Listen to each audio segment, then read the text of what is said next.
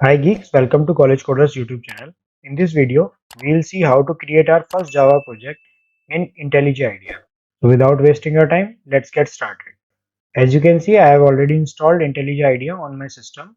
I have already made a video over how to install IntelliJ IDEA in Windows 10. You can watch it from I button or I will provide you the link in the description box. Now click on IntelliJ IDEA. After that, you will get this welcome screen. Now click on new project. Now you will get this screen. Here we have to provide the name for our project. So I am providing project 1. After that, this is the default location. You can change it by click on browse and you can select any other folder and then click OK. But I'll keep it to default. After that, it's asking for language. So I want to use it for Java. Java is already selected. After that, build system. So I want to use IntelliJ. After that, you can see JDK. So it's asking for JDK.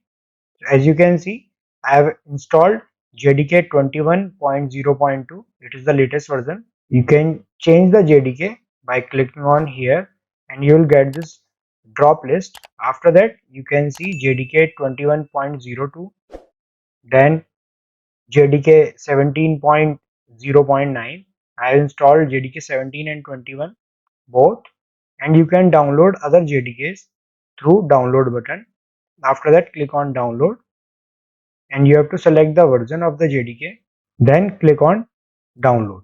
Through this, you can download any other JDK if you want to download. After that, you will see two check buttons.